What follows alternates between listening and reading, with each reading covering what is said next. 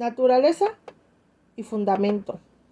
Se desarrolla polémicamente acerca de si ellos son extraños o externos derecho positivo, o si son una parte de él.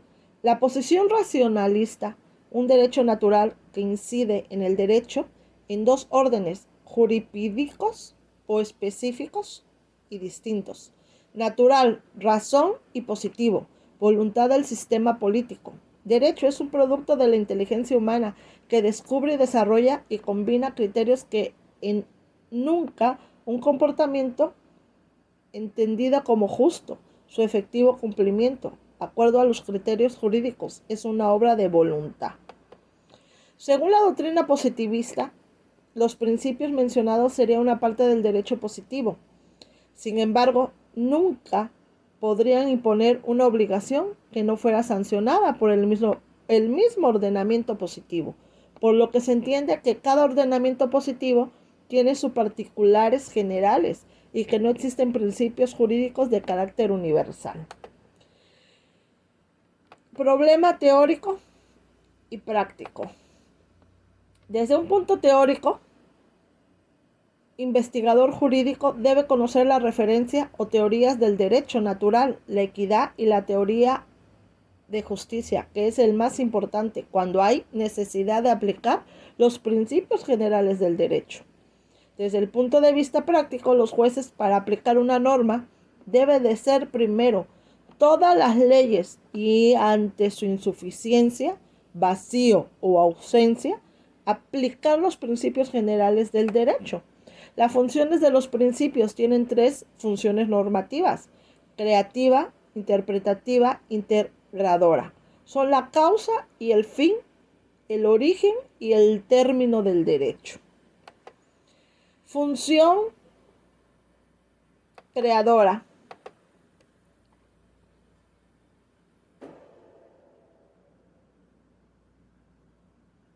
Señala pautas de elaboración, modificación y derogación de las normas.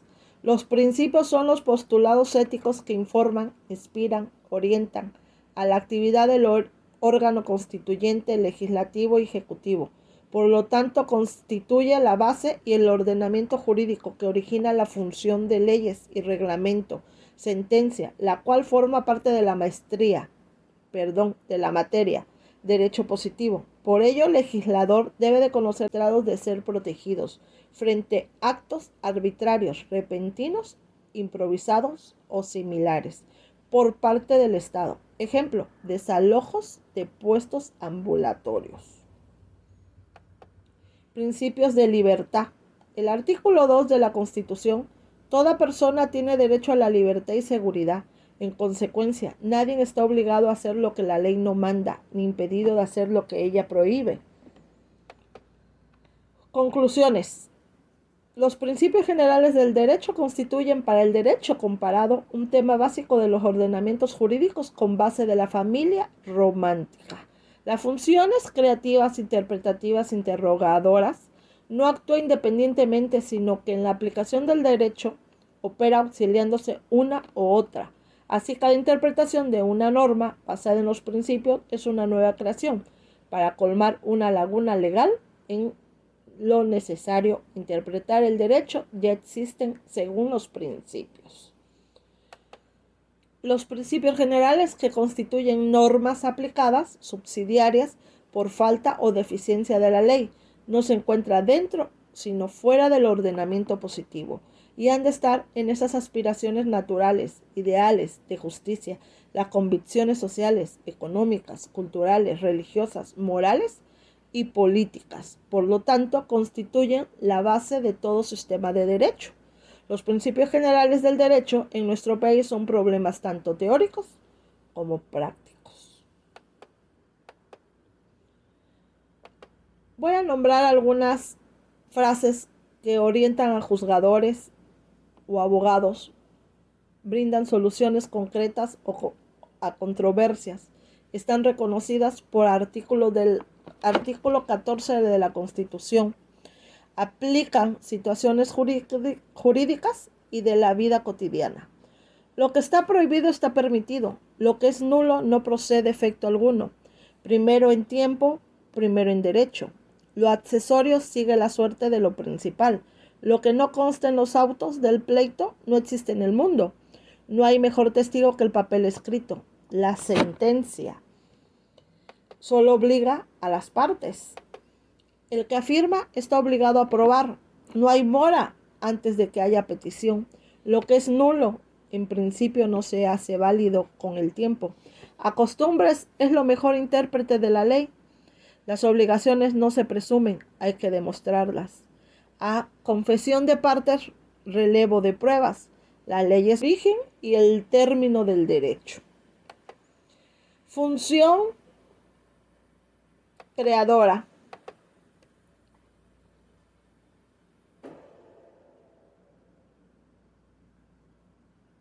Señala pautas de elaboración, modificación y derogación de las normas. Los principios son los postulados éticos que informan, inspiran, orientan a la actividad del órgano constituyente, legislativo y ejecutivo. Por lo tanto, constituye la base y el ordenamiento jurídico que origina la función de leyes y reglamento, sentencia, la cual forma parte de la de la materia, derecho positivo. Por ello, el legislador debe de conocer los principios para inspirarse en ellos y poder posibilizarlos. La función interpretativa son pautas o criterios de interpretación de la norma jurídica. Por ejemplo, el principio de interpretar los textos de acuerdo con el fin predeterminado por las partes. El principio de la interpretación sistemática de un texto, ley, contrato o testamento. Aplica que al interpretar la norma, el operador debe inspirarse en los principios para garantizar una cabal interpretación. La función integradora son los principios generales, son fuentes formales de aplicación subsidiaria a la falta de ley y costumbre. Constitución, en el artículo 139 dice, son principios y derechos de la función judicial, el principio de no dejar de administrar justicia por vacío o deficiencia de la ley. En tal caso debe aplicarse los principios generales del derecho. Los miembros judiciales, para interpretar una norma ya creada, debe adaptarse según los principios generales, lo que se garantiza una seguridad jurídica. Principios de buena fe. La buena fe consiste en el estado mental de honradez, de convicción y en cuanto a la verdad o exactitud de un asunto, hecho, opinión, título de la propiedad o la rectitud de una conducta. En ocasiones se le denomina principio de probidad. Derecho procesal. Eduardo Couto lo define como la calidad jurídica de la conducta legalmente exigida de actuar en el proceso con probidad, con el sincero convencimiento de hallarse asistido de razón. En este sentido, este principio busca impedir las actuaciones. ¿Qué tal? Buenas tardes. Soy del equipo número 4. Mi nombre es Luis Manuel y me tocó exponer el tema los tratados internacionales. Antes que nada, es un tema muy extenso y muy interesante. Sobre todo veo la magnitud que tiene este tema para encontrar lo que más me llamó la atención es encontrar la paz entre las naciones, ¿no?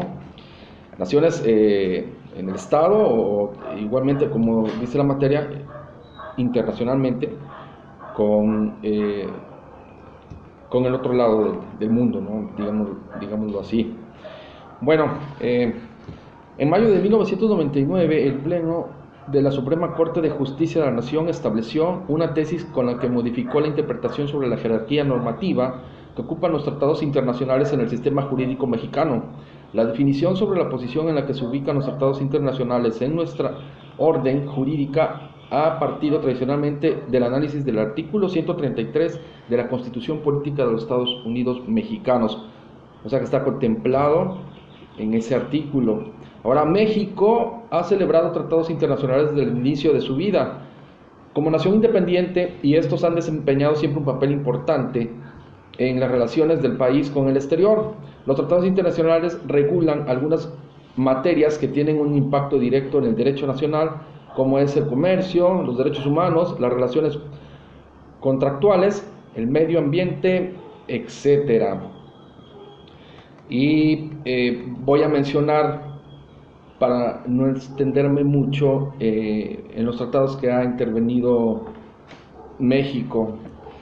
Por ejemplo, México cuenta con una red de 12 tratados de libre comercio con 46 países, que es el TLS, 32 acuerdos para la promoción y protección recíproca de las inversiones con 33 países y 9 acuerdos de alcance limitado. Esto es acuerdos de complementación económica y acuerdos de alcance parcial en el marco de la Asociación Latinoamericana de Integración. Además, México participa activamente en organismos y foros multilaterales y regionales como la Organización Mundial de Comercio, la OMC, el Mecanismo de Cooperación Económica Asia-Pacífico, la Organización para la Cooperación y Desarrollo Económico. Les quiero mencionar que el artículo 133 señala esta Constitución, las leyes del Congreso de la Unión que emanen de ella y todos los tratados que estén de acuerdo con la misma celebrados y que se celebran por el Presidente de la República con aprobación del Senado serán la ley suprema de toda la Unión. Los jueces de cada estado se arreglarán a dicha Constitución, leyes y tratados a pesar de las disposiciones en contrario que pueda haber en las constituciones o leyes de los estados. Este precepto constitucional reconoce los tratados internacionales, ley suprema en toda la Unión, por lo que se les reconoce como fuente de derecho. Bueno, hasta aquí terminamos, espero haber sido claro. El tema realmente es muy extenso, pero a la vez es muy interesante. México como país, veo que también al relacionarse con economía de otros países a través de tratados, es significativo para el avance de nuestro país como nación, ¿no? Bueno, muchas gracias y estamos a sus órdenes. Muy buen día, licenciado Carlos David González López. Somos el equipo número 4 de la licenciatura en Derecho de la materia Derecho Internacional Público. A mi equipo le tocó la unidad número 3, el cual es Fuentes del Derecho Internacional Público, el cual está conformado por Berta Natalie Pacheco Sánchez, María de los Ángeles López Correa, Luis Manuel Pérez Becerra, José Benito Cázares Salazar, Naelson de Jesús Olivo Colón y un servidor, Carlos Ángel Alcalá Montero. Mi tema, el cual me tocó, fue la jurisprudencia internacional. ¿Qué significa la jurisprudencia internacional? En materia de derechos humanos, constituye la interpretación oficial y en ciertas hipótesis la de carácter último o definitivo acerca de las disposiciones de un tratado. Son un conjunto de resoluciones judiciales emitidas por los tribunales que comparten un mismo criterio sobre la interpretación y aplicación de un ordenamiento jurídico determinado, tal como sucede, por ejemplo, con la jurisprudencia penal. ¿Cuáles son las funciones más importantes de la jurisprudencia internacional? Sus funciones principales son resolver por medio de sentencias las disputas que le sometan los estados, procedimiento contencioso, y emitir dictámenes u opiniones consultivas para dar respuesta a cualquier cuestión jurídica que les sea planteada por la Asamblea General o el Consejo de Seguridad o por las agencias. Por otra parte, la palabra jurisprudencia posee dos excepciones distintas. Una de ellas equivale a ciencia del derecho o teoría del orden jurídico positivo. En la otra, sirve para designar el conjunto de principios y doctrinas contenidas en las decisiones de los tribunales. Miaja señala lo mismo que ocurre en los órdenes jurídicos estatales. La jurisprudencia de los tribunales internacionales sirve para proclamar principios fundamentales del orden jurídico internacional y para extender a otros supuestos las soluciones que ya han sido ofrecidas por reglas convencionales. La función de la jurisprudencia es doble. Como elemento de interpretación, los tribunales internacionales realizan continuas referencias a las decisiones anteriores como elemento de interpretación del derecho. Bentivoglio afirma que el juez desarrolla en el ordenamiento internacional una verdadera y propia función interpretativa. Como medio de prueba, la jurisprudencia está llamada a cumplir una misión capital, que es la de probar y proclamar la existencia de las normas del derecho internacional. Miaja señala que lo mismo que ocurre en los órdenes jurídicos estatales, la jurisprudencia de los tribunales internacionales sirve para proclamar principios fundamentales del orden jurídico internacional y para extender a otros supuestos las soluciones que ya han sido ofrecidas por reglas convencionales o consuetudinarias. A continuación, les explicaré los tipos de jurisprudencia. Jurisprudencia contra ley. Se produce en casos muy específicos y establece resultados que están por encima de los que está escrito en la ley. Jurisprudencia deformante. Establece la aplicabilidad de una ley en casos distintos para los cuales ésta fue promulgada. Jurisprudencia derogativa. Establece que determina aplicación de la ley es inconstitucional para un caso específico por lo que resulta inválida. Jurisprudencia plenaria. Es el tipo de jurisprudencia que tiene su origen en una corte o cámara plenaria. Y por último, jurisprudencia restrictiva. Se produce cuando la interpretación restringe o limita la aplicación de una ley. Buenos días, soy Berta Natalie Pacheco Sánchez y mi tema es el 3.5 y es referente a las decisiones judiciales y las doctrinas de los publicistas. Bien, el derecho internacional se ocupa de definir y de regular las relaciones entre los estados. De igual manera, se encarga de gestionar los bienes a nivel mundial como el medio ambiente y las aguas internacionales, entre algunos más. Es decir, es un tipo de derecho que asiste proporcionando ordenamiento a nivel global, a nivel mundial. En el artículo 38 del Estatuto de la Corte Internacional de Justicia, nos establece que para determinar las controversias que le sean sometidas, se podrá aplicar las decisiones judiciales y las doctrinas de los publicistas con mayor competencia y con mayores conocimientos de las distintas naciones. Como medio auxiliar para la determinación de las reglas del derecho sin perjuicio de lo dispuesto en el artículo 59. La decisión de la Corte no es obligatoria sino para las partes en litigio y respecto del caso que ha sido decidido. Se recalca que las decisiones judiciales y la doctrina la toman como resoluciones que recoge el derecho consuetudinario, o bien son el tipo de partida de la costumbre internacional y de ahí emana su obligatoriedad. Buenos días, maestro y compañeros. Mi nombre es José Benito Cáceres Salazar. Los temas de los que yo voy a hablar es de los actos unilaterales y la jerarquía de las fuentes del derecho internacional público según el artículo 38 del Estatuto de la Corte Internacional de Justicia. Actos unilaterales.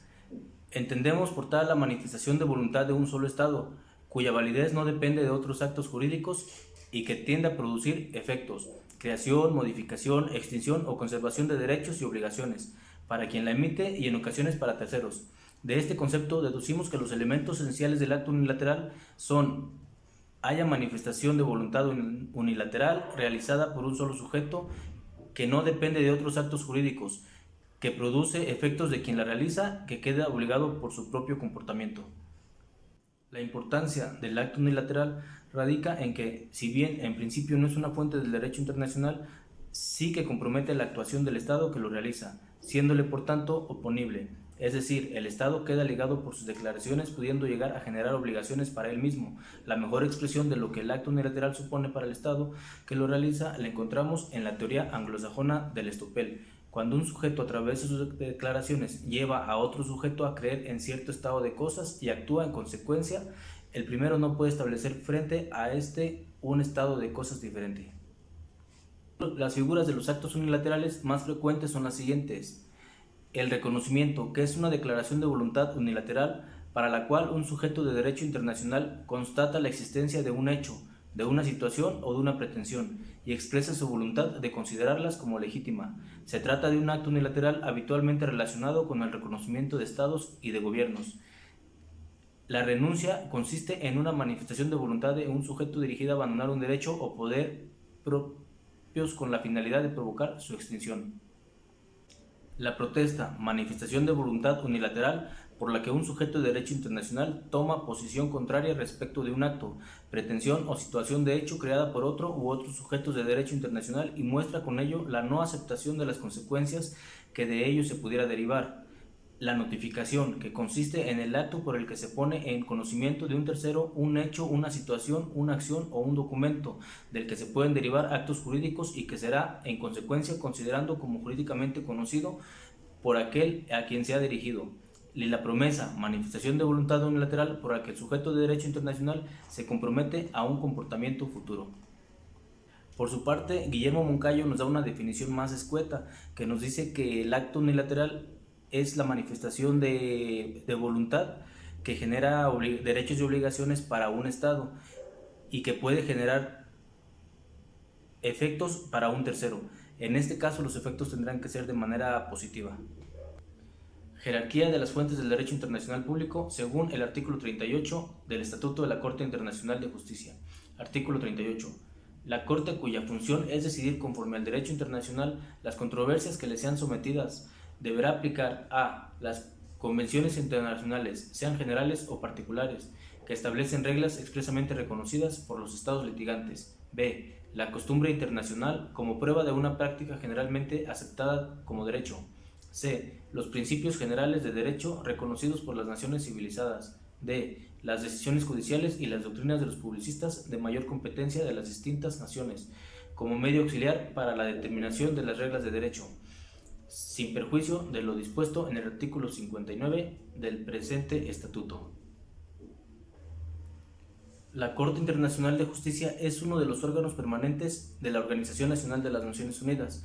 El Estatuto de la Corte Internacional de Justicia, según lo dispuesto por el artículo 93, numeral 1 de la Carta de las Naciones Unidas, es obligatorio para todos los Estados miembros de la ONU. Las fuentes mencionadas en aquella disposición se encuentran también reconocidas por los estados que no pertenecen a la Organización de las Naciones Unidas. En el estatuto podemos diferenciar entre fuentes primarias y fuentes secundarias. Las primarias son A. Los tratados internacionales. B. Las costumbres internacionales y los principios generales del derecho. Entre las fuentes secundarias se encuentran las decisiones judiciales de los tribunales internacionales y las opiniones de la doctrina del derecho internacional público.